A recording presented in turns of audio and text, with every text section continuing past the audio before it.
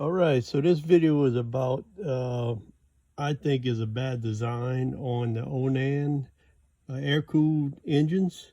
What we're working on today is MEP003A, and it had a failure of the gears on the front of the engine, under the air blower and everything.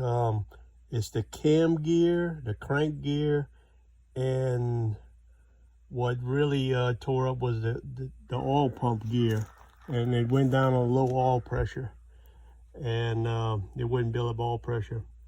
And what I found, to me, was a bad design, it looked like. And if you notice on this front cover right here, this is a replacement cover that I got with one that's actually good. But there's a little pin right here. This little pin is a hardened steel pin that's just pressed into this aluminum cover, and it's not in there very far. It's just kind of barely in there. And what that does is stops the governor from turning, the outside of the governor from turning, in order to regulate the speed. Well, when you have an overload situation where the RPMs drop, it puts a lot of stress on this little pin right here. And what happens, it ends up pulling it out of the aluminum, and then it falls into your gears, and it causes catastrophic damage to your oil pump and your other gears also. So this is the old cover that I had. As you can see, it damaged it up pretty bad right here. It's cracked through, and the pin fell out, but I modified this one. Well, let me show you the gears and the damage it done. This is the oil pump. As you can see, it's pretty well chewed up, but it also broke the shaft on it. It broke it completely off. And you can see right there where it just broke off. Now this is the crank gear, and it's not broken, but it's pretty well damaged. You know, ate up pretty bad. There's a little bit broke right there. And this is the cam gear, and it broke 3 teeth on it. And the rest is pretty good, but just that one section is really bad. So anyway, what actually caused it was this pin. I found this pin laying in the bottom, and that's the steel pin that you've seen in the earlier. And this is it after it ran through the gears and mashed it up and tore the gears up. So what I did, I took my old cover just to practice on, and the pin was already out of it. It fell out right here. So what I did, I drilled completely through the cover, and because there was no hole on the outside, so I just drilled completely through, and I threaded it, oversized it a little bit, and I put a 1/4 inch grade 8 hardened bolt through it. And you can see on the other side here, there's the grade 8 hardened bolt, and I got a nut so I can lock it in place also. And I'm going to seal it up with some silicone to make sure it doesn't leak any oil or anything like that. But this is going to be a better fix, I think, than that pin, which can fall into the gears. This cannot fall into the gears unless it just shears it off. But it's a grade 8 hardened bolt, so it shouldn't shear it off. So it's going to have a lot more strength. So anyway, this is what the old design, you know, Onan design is. And there's no hole in the backside, you can see, but I drilled one through on the old cover, and I'm planning on drilling and pulling this pin out and drilling and tapping it and putting the bolt just like I did on the old cover. that I practiced on.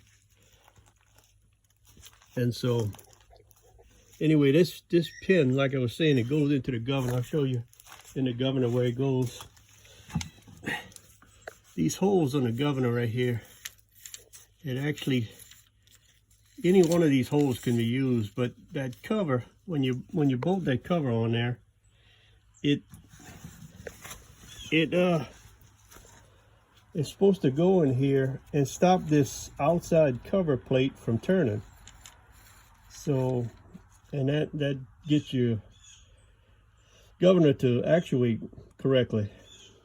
So as you can see, I replaced all the gears. I found a replacement engine that had all the gears that I needed. So I just took all the gears off that other engine and put it on my engine. And I replaced all the gears. It wasn't easy. It was very hard. Some of the gears I had to heat up to get them back in place. Stick them in an oven. I had a little toast oven. I just put them in a toast oven and heated them to about 350 degrees, and they slid right on when they were hot like that. But when they're cold, they don't want to go on, especially this cam gear right here. That was the hardest one. And you got to make sure it goes all the way on. So the cam and the crank gear are very tight. You need pullers to get them off, and you gotta heat them up to get them back on. Especially this one. This one you could push back on the crank gear, but it's easy. You know, it almost the cam gear you have to heat it up. There's no way around it. You got to heat it up. It's the only way you could get it on. And this is the oil pump right here, the gear. And you got to pull the oil pan off and everything to get to the oil pump.